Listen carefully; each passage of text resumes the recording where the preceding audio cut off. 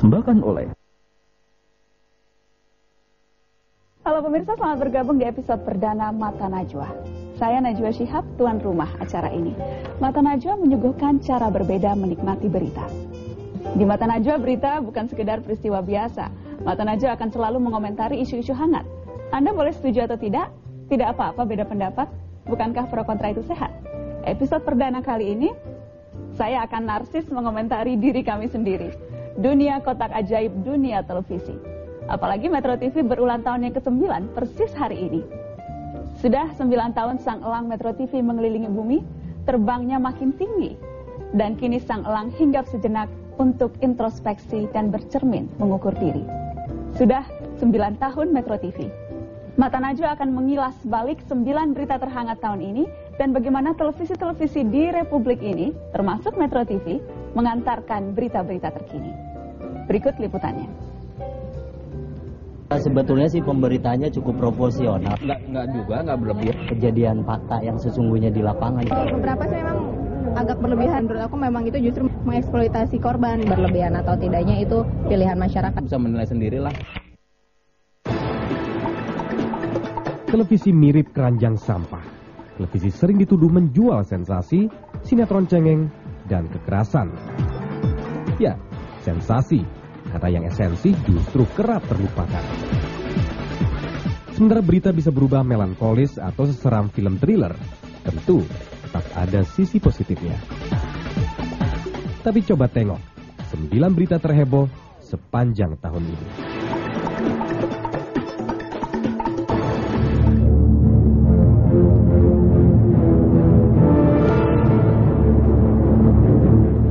Penggerbekan jaringan teror di Temanggung, Jawa Tengah termasuk yang terakhir.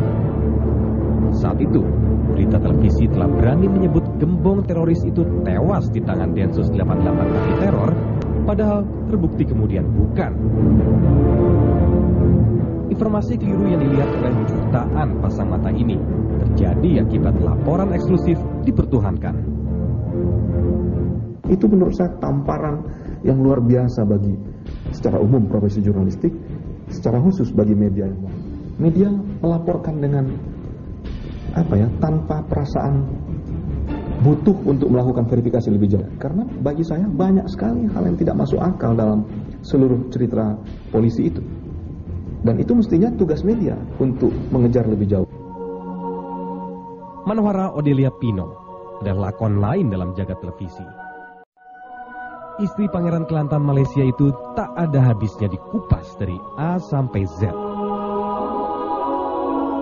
Lain waktu, kehidupannya dikuliti semelankolis telenovela.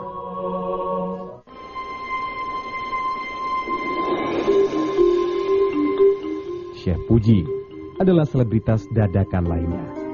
Di panggung televisi, Chef Puji diidentikan sebagai orang kaya dan punya pengaruh besar. Chef Puji ditokohkan mampu memaksakan kehendak, termasuk untuk menikahi gadis di bawah umur. Pelanggaran undang-undang perlindungan anak yang didakwakan pada Chef Puji justru tenggelam di balik cerita keperkasaan miliarder asal Semarang itu.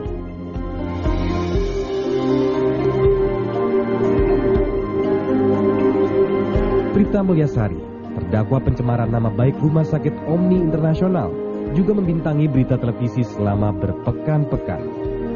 Nestapa Prita yang dijerat dengan pasal karet Undang-Undang Informasi dan Transaksi Ekonomi baru menjadi lakon drama di layar kaca setelah solidaritas untuk Prita terbentuk di jejaring sosial Facebook.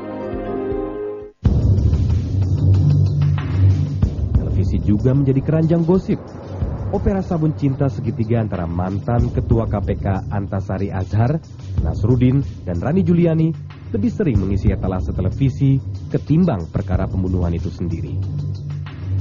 Politik gosip semacam topik perselingkuhan atau seksinya kayak di golf sepertinya lebih disukai oleh pemirsa layar kaca kita. Seperti serial film, kasus Antasari akhirnya juga menggelinding menjadi bola liar, cicak dan buaya terkait dengan penahanan 2 orang pimpinan KPK oleh polisi.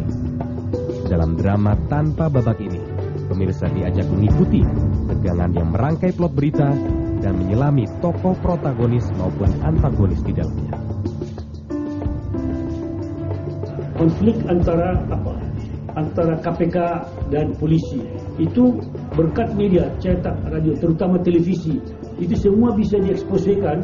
Ada perbedaan pendapat, ada perbedaan sudut pandang, tapi akhirnya rakyat itu bisa menilai kira-kira institusi mana yang perform baik, mana kira-kira yang membingungkan. Ini satu catatan di mana media berperan sangat penting. Di tahun politik 2009 ini, pemirsa televisi dimanjakan dengan jurnalisme ala pacuan kuda. Persaingan para elit dan perayaan politik seperti biasanya memborbardir penikmat televisi pagi, siang, malam dalam kota Jayapura.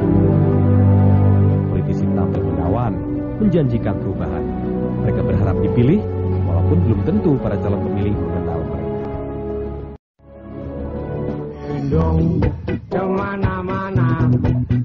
Televisi berganti lakon saat Mbah Surip muncul sebagai sebuah fenomena. Cerita Mbah Surip dari urusan dapur hingga karyanya mengalir dari satu acara ke acara, sambung menyambung dari satu stasiun ke stasiun TV yang lain.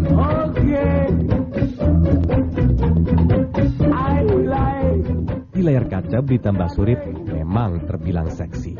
Ya, terbukti. Berita apapun yang bisa dikait-kaitan dengan figur nyentrik ini tetap bisa tayang di televisi.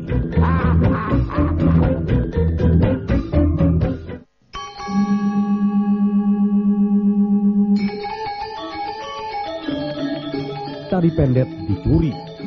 Panaslah hati warga Republik ini. Inilah barang dagangan berikutnya yang laris manis di televisi.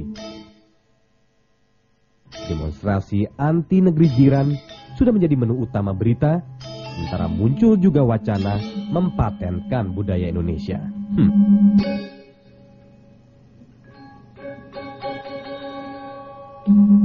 Ya, itu tadi 9 berita terhangat tahun ini dan bagaimana televisi menyajikannya. Saya akan berbincang dengan sutradara film yang juga pemerhati televisi, Garin Nugroho. Halo Mas Garin. Selamat datang di Mata Najwa. Selamat malam juga. Terima kasih. Mas Garin, nonton tayangan berita sekarang sudah sama kayak nonton sinetron ya? Wah, lebih dari sinetron sekarang ini. Lebih dari sinetron? Iya, berita itu menjadi opera sabun terpanjang dan terhangat sekarang. Dengan tokoh-tokoh lebih populer dari tokoh-tokoh sinetron. Dari 9 berita yang tadi, mana sih yang menurut Mas Garin sudah memang betul-betul tidak termaafkan dan seharusnya kami meminta maaf, atau mana yang ya sudah bagus dikasih jempol lah televisi? Ya, sebetulnya ada dua harus kita lihat. TV kita kan tumbuh dari TV doktrin, kemudian TV fiksi. Tapi yang sekarang itu TV yang disebut gosip data. Belum menjadi masyarakat data betul. Jadi kalau Anda lihat kan gosipnya, kita hampir tidak tahu ini data atau tidak. Mana yang reality, show-nya itu reality beneran, mana yang fiksi, mana yang data beneran. Tetapi juga pembelajaran menuju masyarakat fakta dan data. Jadi kalau Anda untuk mengomentari mana yang termaafkan dan tidak, masing-masing 9 berita tadi itu pilihan yang paling menarik. Masing-masing memang punya kelemahan dan kekuatannya.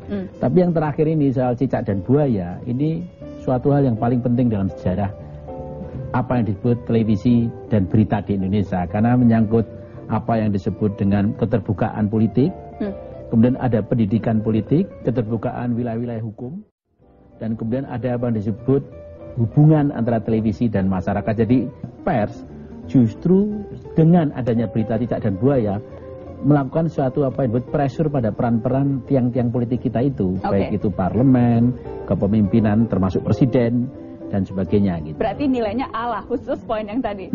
Yang nilainya D, Mas Garin? Ya seperti kita misalkanlah Manohara lah. Ini kan masalah gosip data betul. Orang hanya menyukai dramanya, gosipnya. Sebetulnya betul atau tidak, maka tidak perlu, lalu tidak mau tahu gitu, atau memang tidak perlu tahu atau tidak perlu diberitahu. Masyarakat kita itu masyarakat televisi. Masyarakat kita itu televisi adalah masyarakat tradisi lisan kedua. Oleh karena itu tiba-tiba TV itu menjadi sumber informasi.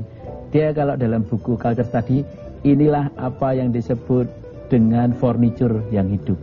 Kalau dia tidak dihidupkan, hidup belum dimulai. Nah, gitu. Kalau tidak dihidupkan dan menonton televisi, rasanya hidup tidak dimulai. Baik, gitu. kalau gitu kita panggil praktisi televisi yang menghidupkan acara-acara televisi. Kita akan berbincang dengan praktisi televisi senior yang juga mantan anggota KPI, Komisi Penyiaran Indonesia, Don Bosco. Selamat malam, Bang Don. Selamat malam. terima kasih sudah bergabung. Ya. Kita lagi berbincang-bincang soal televisi. Ya.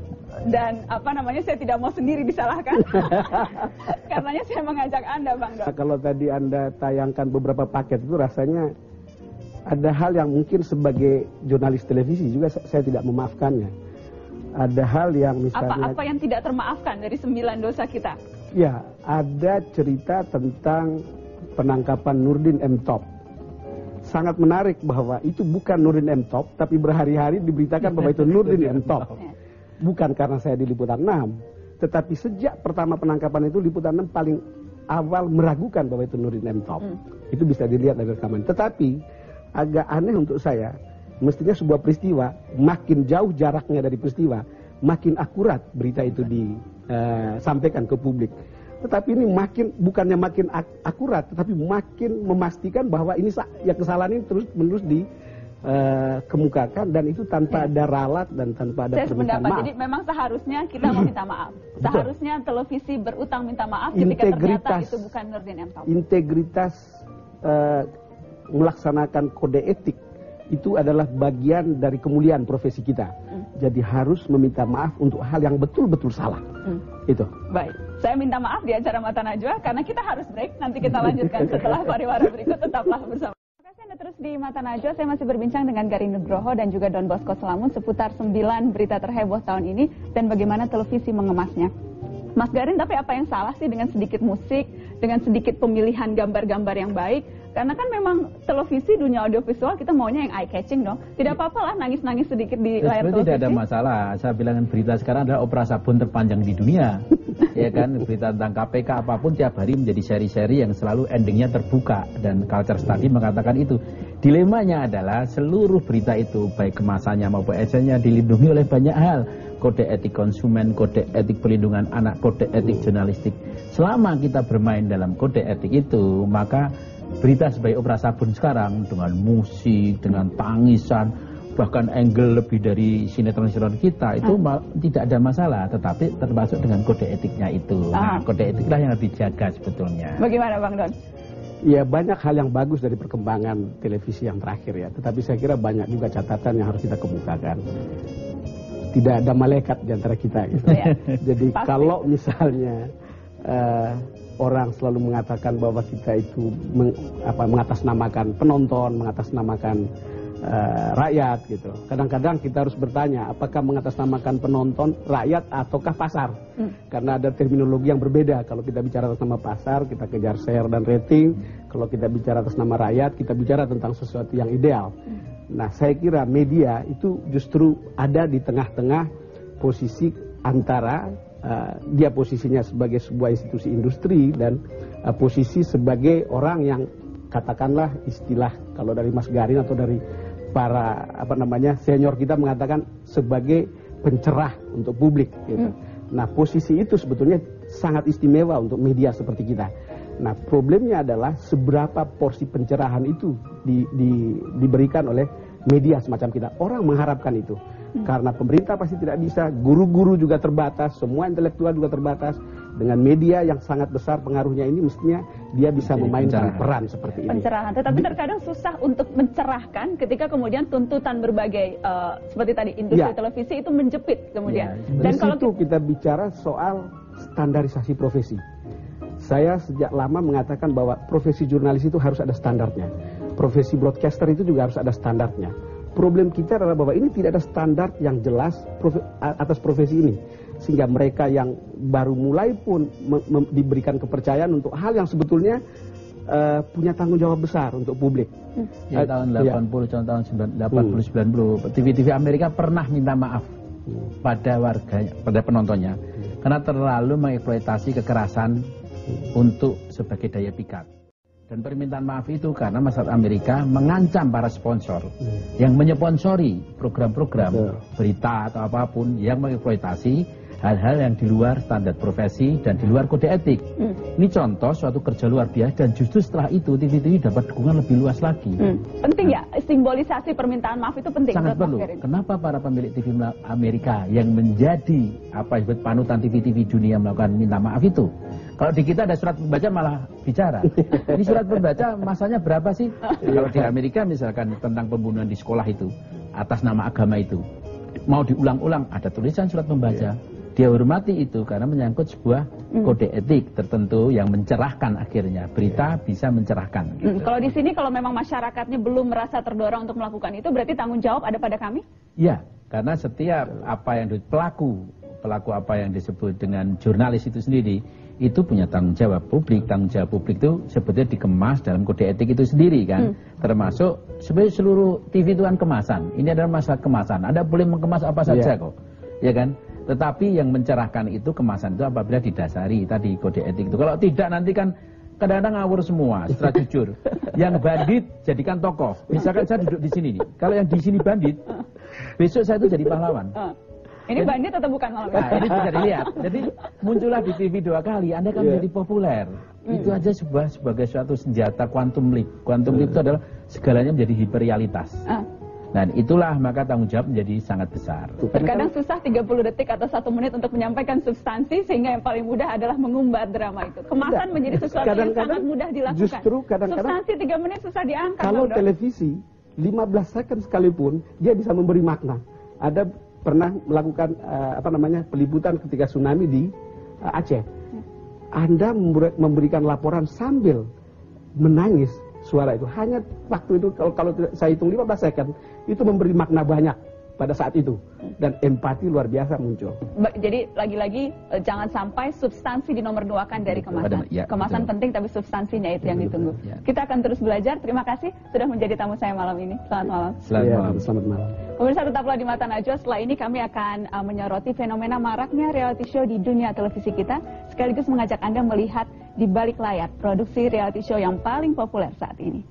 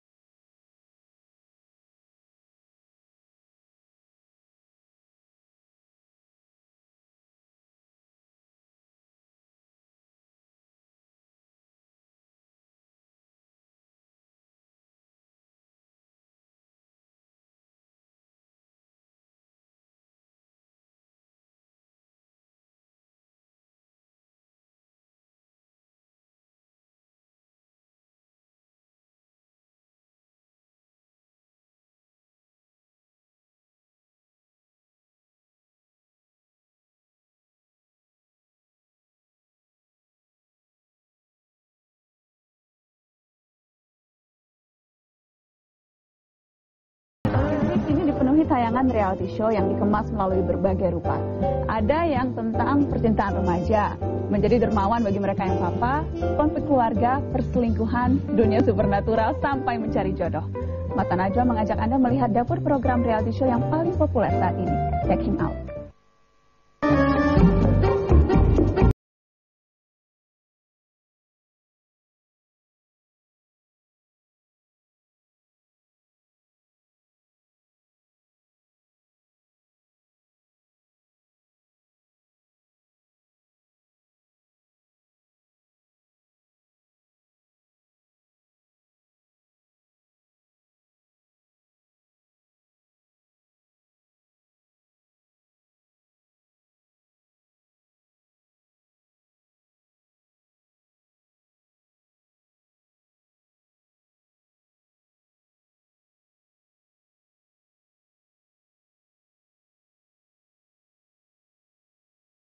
wawancara untuk mendapatkan kandidat dengan karakter yang diinginkan. Agar lebih menarik, peserta juga dilatih. Mas Henry, jangan-jangan ini semuanya diatur. Jadi semuanya yang ada di sini itu spontanitas gitu. Kita tidak ada rekayasa apapun yang membuat kontestan harus melakukan hal-hal yang sepertinya diatur gitu ya.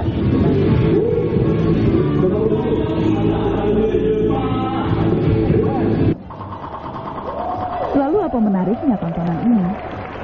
Perjodohan yang dalam budaya timur tabu untuk diperbincangkan, di sini justru diperdebatkan, bahkan dijadikan bahan olok-olokan di antara peserta.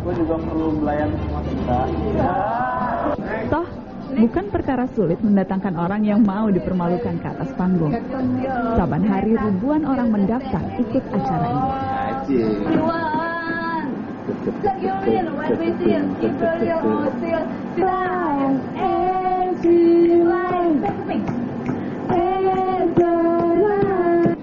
Benarkah sesulit itu mencari jodoh? Tapi siapa yang tak mau bermimpi berada di atas panggung popularitas? Saya sih yang asik, yang menarik, cantik, terus yang semua. Iya. Banyak banget ya kriteria. Iya. Umur berapa sih saya beda? 20. Sebenarnya tujuan utamanya memang mau nyari pacar. Pacar itu pacar. Tidak sedikit yang menilai, kontes kencan yang dipertontonkan ini kurang mendidik dan dangkal. Di sisi peserta ajang cari jodoh pun, cara perkenalan yang terbilang instan tak begitu jadi persoalan. Nggak apa-apa Bu Femi dilihat orang gitu lagi nyari jodoh, ngomong-ngomong gitu, Ibu Ida nggak apa-apa? Ya sebenarnya saya ini juga sih ya gimana ya, takut juga anak saya gitu, sorotan masyarakat gimana gitu ya kalau misalnya yang jelek-jeleknya gitu nanti apa anak saya kok mau anaknya kok cari jodoh di TV gitu kan, saya bilang gitu. Sang pembawa acara, Coki Sitohang, tampaknya juga menjadi salah satu daya tarik acara ini. Meski tampil sebagai mak comblang, Coki sendiri mengaku akan berpikir ulang kalau mesti mencari jodoh lewat acaranya. So, kalau misalnya tidak jadi host ini, mungkin nggak tertarik daftar jadi peserta? Tapi itu adalah pilihan terakhir ya untuk tampil di acara ini, karena menurut saya ya saya harus selektif juga dan saya harus konsultasi dengan keluarga. Saya nggak mau kalau tampil yang mereka nggak setuju sebenarnya atau mereka merasa cocok saja bisa. Lagi pula siapa yang bisa menyalahkan Coki? Setiap kontestan pun hanya butuh sekian menit untuk sekedar tahu mereka tidak cocok satu sama lain. Jadi begitu turun panggung, lolos dari sorotan kamera langsung saat itu. Kita sering, itu kan lebih internal PDKT-nya. Ngomongnya itu ternyata kita banyak nggak cocoknya, banyak beda persepsi, sudah. Beda di atas panggung dengan di bawah panggung. Beda ya? Apa bedanya? Pas di atas panggungnya berasanya mungkin ini optimisnya di sini kalau di jenis panggung, tapi ternyata pas di ruangannya itu ya temenan aja sih lebih seru gitu. Dewi Asmara terbang juga ke atas panggung kontes jodoh ini. Masih berlanjut dong. Saya sih bilang alhamdulillah ya, masih berlanjut. Dan kita rencana bukti keseriusan kita tuh insya Allah awal tahun Januari kita mau tunangan. Banyak yang mendukung kita gitu, nggak nyangka ya dari Lampung, dari mana-mana ya Mas ya. Gitu aja menariknya, itu aja jadi lebih terkenal. Jadi terkenal dan dapat pasangan hidup lagi. Selain suratan takdir, jodoh ternyata juga tergantung pada hingar-bingar panggung televisi. Namun bagi mereka yang tidak beruntung, minimal tetap bisa tampil di TV sambil membawa mimpi kosong. Pemirsa, saya akan berbincang dengan personil band Efek Rumah Kaca, Holil, Akbar, dan Adrian seputar apa nikmatnya menonton reality show. Halo Holil. Makasih udah datang. Halo. Suka nonton reality show juga nggak? Lumayan. Apa sih nikmatnya nonton reality show? Seperti misalnya tadi kita kan sempat sama-sama nonton Take Him Out, Take Me Out. Apa sih nikmatnya acara itu? Karena ditonton banyak sekali orang. Mungkin karena ada drama di dalam acara itu sehingga orang yang dramanya itu berkelanjutan sehingga kita masih pengen terus nonton gitu. Standar. Nggak ada habisnya begitu ya? Yeah. Terus itu ada show-nya.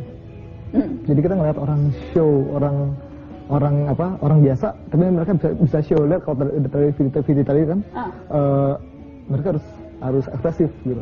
Iya, semuanya diatur begitu. Walaupun ada spontanitas tetapi udah di setting, ada skripnya gitu, udah dimodifikasi lah gitu. Apa yang salah sih kalau TV kita dipenuhi acara-acara seperti itu? Nggak ada yang salah juga dong kalau memang tujuannya menghibur. Kalau tujuannya mendapat hiburan. Tapi menurut saya perlu di-declare ke pemirsanya bahwa acara ini nggak sepenuhnya realitas. Jadi ini acara ini berdasarkan realitas, tapi sudah dimodifikasi sedemikian rupa sehingga penonton juga tahu, oh ini kejadian nyatanya nggak seperti ini loh. Gitu. Memang kenapa? Apa? Misalnya apa? Adrian mungkin apa? Kenapa misalnya kalau misalnya itu tidak diberitahukan, kalaupun orang menyangka itu reality show, apa yang salah dengan itu? Ya, kalau konteksnya acara-acara reality show tadi menyelesaikan masalah banyak orang, ya mungkin aja beberapa orang yang tidak paham merasa bahwa masalah bisa diselesaikan di televisi. Oh begitu ya. Televisi jadi kotak ajaib, semuanya ada, semuanya bisa diselesaikan lewat televisi. Cari jodoh juga kan? Iya, bisa cari jodoh. Persepsi atau image yang tertangkap begitu kalau Akbar menonton acara itu terhadap orang-orang yang ikut acara itu? Itu tadi menurut saya privasi kita itu jadi tontonan orang gitu. Apa nilai sakralnya hilang lah. Apalagi untuk masalah jodoh tadi misalnya gitu ya. Harusnya terus itu privasi kita lah harusnya. Tapi makin lama kayaknya orang Indonesia makin cuek kok, privasinya diumbar kemana-mana, ya nggak sih? Iya emang itu karena ini ya sekarang mungkin dengan mudah orang bisa masuk TV gitu sehingga ketika ada kans orang biasa masuk TV itu mereka jadi tertarik. Jadi TV bukan lagi hegemoninya elit politik atau pemain sinetron atau atlet, tapi orang-orang biasa punya kans dan kalau dia bisa masuk TV ada kans dia untuk jadi populer dalam waktu yang pendek gitu ya. Sehingga banyak yang tertarik gitu. Jadi itu sebenarnya sih sisi positif juga buat orang-orang yang biasa sehingga dia bisa ada di publik gitu. Ada tempat untuk mengekspresikan diri dalam bentuk apapun, walaupun ekspresinya mencari jodoh begitu ya, ataupun ekspresinya melakukan hal-hal yang mungkin tidak akan mau dilakukan orang, ditonton oleh jutaan pemirsa, begitu ya. Oke, nanti kita akan break, nanti kita lanjutkan setelah pariwara berikut. Pemirsa tetaplah bersama kami akan kembali masih dengan perbincangan seputar nikmatnya nonton reality show bersama personel band Efek Rumah Kaca sesaat lagi. Mata Najwa yang kali ini menyoroti dunia televisi. Saya masih bersama dengan personil band Efek Rumah Kaca yang malam ini menjadi pemirsa televisi, pemirsa reality show. Ada Holil, ada Akbar dan juga ada Adrian. Teman-teman, ada yang begitu serius menyoroti ini, menilai reality show itu sebetulnya cerminan perilaku negatif masyarakat. Minimal debar-debar mereka mencari si selingkuhannya atau apa itu sangat dinikmati kayaknya sama masyarakat sehingga ratingnya tinggi acara-acara seperti itu. Selalu paling tinggi ratingnya. Selalu paling tinggi ya. Intinya sih mereka kayaknya pengen tahu urusan orang gitu. Kita nih pengen tahu urusan orang gitu. Alam bawah sadar manusia itu kan selalu mau cari tahu urusan orang dan ketika itu muncul di televisi menjadi sangat menarik. Tapi kalau toh misalnya orang-orangnya tidak merasa keberatan begitu dan masyarakatnya, pemirsanya juga dapat hiburan, nggak ada yang salah kan? Gimana? Saya berusaha untuk membalik nih dari kacamata praktisi televisi. Apa yang salah kemudian kalau misalnya sekarang jadi yang rugi siapa? Apakah memang masyarakat jadi rugi kalau tontonannya menjadi tadi kategorinya seperti itu? Sebenarnya karena media televisi itu menurut saya sesuatu tontonan yang dimakan oleh semua orang, semua orang bisa nonton tanpa harus membayar. Jadi perlu ada penjelasan yang terbuka kepada publik bahwa ini benar-benar acara yang disetting atau yang bukan. Karena kalau dia yang disetting berarti kan bukan sesuatu hal yang nyata gitu, bukan sesuatu hal yang nyata, pasti di kehidupan nyatanya belum tentu seperti itu. Karena orang yang jauh dari source, misalnya kalau ceritanya di Jakarta, menganggap hal seperti yang di TV itu banyak di Jakarta, padahal belum tentu karena itu kan setting gitu. Jadi sesuatu hal yang benar-benar terjadi sama yang tidak benar-benar terjadi itu udah makin blur gitu. Jadi masyarakat bisa bingung, harus tahu yang mana yang mungkin terjadi. Justru kalau di kita intinya adalah dramatis sepertinya. Jadi seperti ada acara yang isinya adalah konflik keluarga, isinya sebenarnya adalah konflik keluarga di suatu pernikahan. Tapi justru sampai bapaknya, ibunya juga ada gitu dalam acara itu adalah menambah dramatisasi dalam acara itu ya. Biar dramatis. Kalau nggak dramatis nggak lolos casting. Aku rasa juga ini ini juga isinya juga apa nih, kita mau ngedengar apa nih, yang lebih seru ini dong, misalnya ayahnya pacaran sama pacar anaknya. Jadi kan lebih semakin gitu. absurd akan semakin menarik gitu, begitu ya. betul. Semakin absurd semakin menarik, dan lagi-lagi seharusnya kalau memang begitu ya sudah judulnya sinetron atau film saja gitu ya. Jangan dibungkus embel-embel reality show. Karena tidak ada yang real dari situ. Terima kasih Efek Rumah Kaca sudah berbagi sebagai penikmat televisi.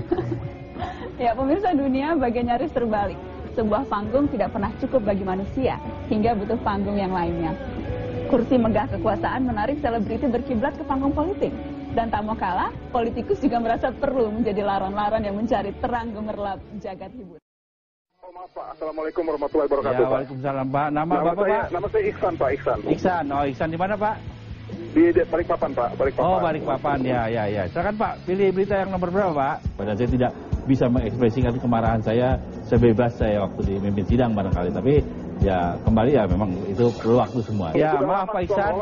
Anda kami persilakan dan punya kesempatan memilih 1 dari 6 berita yang kami sajikan. Ya Pak, saya tahu itu Pak. Silakan Pak. Baik Pak, ini pertanyaan saya Pak. Sebelumnya Pak, saya ingin memberitahukan Pak bahwa kebudayaan kita ini sudah lama dipolusikan dengan budaya-budaya asing, sehingga rakyat dan anak-anak muda kita ini seolah-olah sudah tidak mengetahui lagi Pak. Ya Pak, terima kasih Pak. Waduh, luar biasa tuh Pak masalah Anda. Tapi tugas Bapak, Pak Iksan hari ini memilih 1 dari 6 saja Pak. Kalau soal curhat di tempat lain Pak, di DPR, saya bisa marah dengan cara saya karena ada perangkat yang saya kenali. Dan ketika di dunia presenter ini kan saya berhadapan langsung, tangan saya tidak bergerak kemana-mana. Ya saya harus sabar-sabar lah begitu. Tokoh terakhir yang akan kami tampilkan adalah Bapak Ade Daud Nasution. Semenjak tidak aktif lagi di dunia politik, beliau berkecimpung di dunia entertainment, baik sebagai pemain maupun presenter. Sebenarnya ya sama aja, karena industri film itu adalah satu entertainment yang kira-kira harus acting. Di DPR pun kita acting. Cuman bedanya kalau di DPR tuh actingnya kebutuhan politik. Tapi kalau di dunia ini acting demi duit. Cukup lah ya kan. Oke, udah bagus tapi ada penyoknya dikit. Ya, emang saya dari dulu udah paling senang dunia entertainment. Sejak saya muda. Karena apa? I like beautiful people. Sebetulnya I like beautiful girl. Pak Ade, gimana menurut Pak Ade kabar seorang artis sinetron yang masih muda belia ini dilamar oleh seorang anak konglomerat? Gini, kalau saya lihat konglomerat ini aneh. Kemarin ini nomor 1, kan? Sekarang turun. Nah 2010 lagi jangan hilang dari daftar lagi. Jadi industri entertainment ini sebetulnya industri yang lebih mudah. Dan kenapa? Karena yang penting harus berakting di sini. Siapa tahu kalau pengen ngetop ya inilah caranya. Berikut laporan khusus kami mengenai para anggota dewan yang kini beralih profesi. Saya Maher Hildiansyah melaporkan dari Jakarta.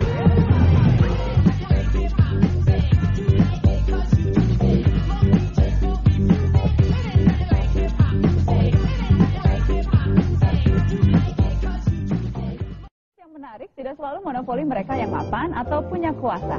Anak muda seringkali punya sudut pandang yang jauh berbeda. Mereka berani membongkar dan mengolok hal ganjil yang mereka temui. Kacamata mereka ibarat kambing liar. Punya rasa ingin tahu tinggi, cerdas, tidak mau dikurung, dan cenderung pemberontak. Inilah politik kambing ala anak muda.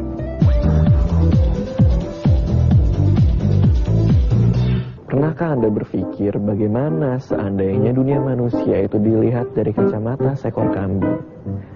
Pastinya hal-hal yang kita lewatkan secara biasa-biasa saja sehari-hari bisa terlihat sangat absurd dan aneh. Itulah kambingisme. Dan ada apa dengan reporter-reporter di televisi ini? Semuanya diklaim eksklusif, dikit-dikit eksklusif, orang lagi ngapain dibilang eksklusif, belum lagi suatu hal remeh-temeh bisa dibuat dramatis, orang nangis jerit-jerit. Saya mencoba untuk menjadi reporter dan mencari berita eksklusif. Kameramen dan reporter itu satu. Ya, kita kemana-mana harus bareng mulai saat itu. Kita makan bareng, ya, kita jalan-jalan bareng, kita mandi bareng. Kita harus bisa bareng-bareng. Kecelakaan men, itu kecelakaan. Ini eksklusif men, itu kecelakaan. Lihat ibu itu, lihat bapak-bapak itu. Mas, stop dulu mas, stop dulu mas, stop. Udah oke, yuk.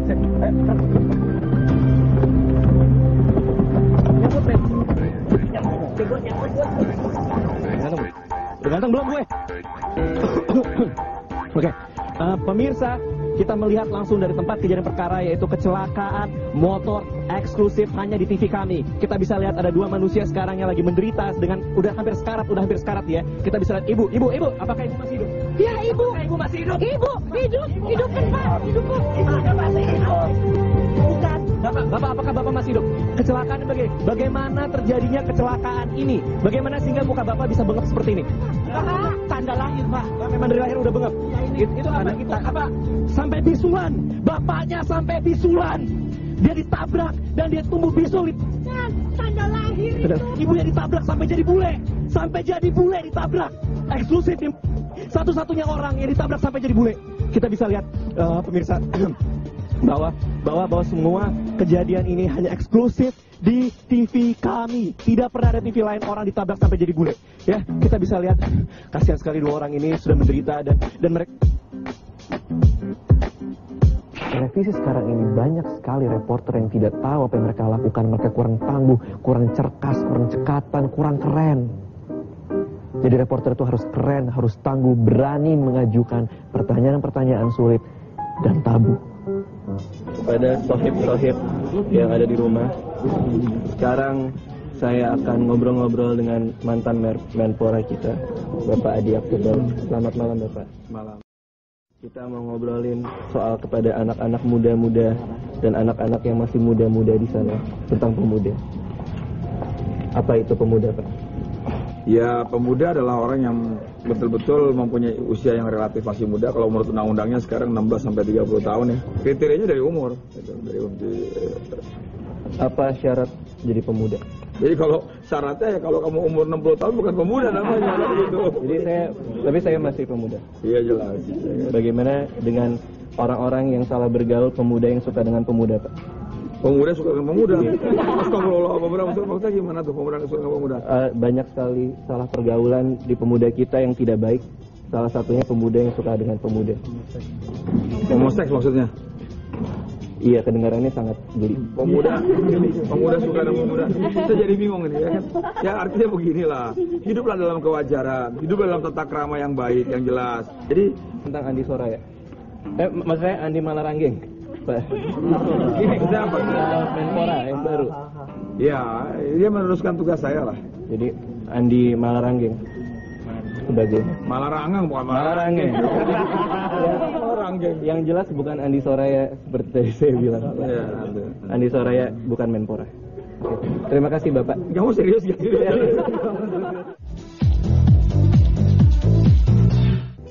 Televisi ibarat tong sampah. Ia menampung apa saja. Ia ada di mana-mana, di desa maupun di kota. Di rumah si miskin, di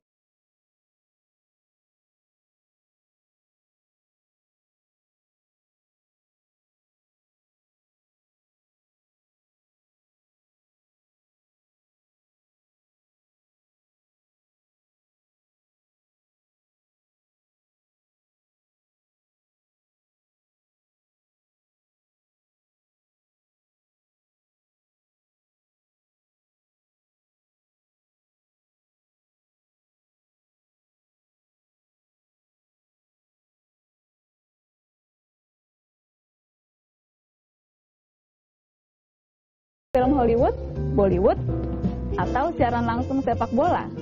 Ada tangis, ada tawa. Kami Metro TV sudah 9 tahun menangis dan tertawa bersama Anda. Ya, 9 tahun. 9 angka yang dipuja-puja. Anda tahu kan oleh siapa? Jangan nonton TV dengan kedua mata saja. Pakai juga mata akal dan mata hati Anda.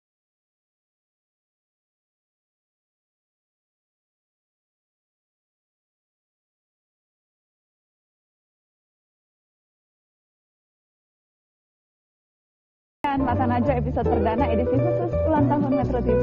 Saya Najwa Shihab, kita jumpa lagi minggu depan. Selamat malam, sampai jumpa. Ganteng belum? Udah ganteng belum gue?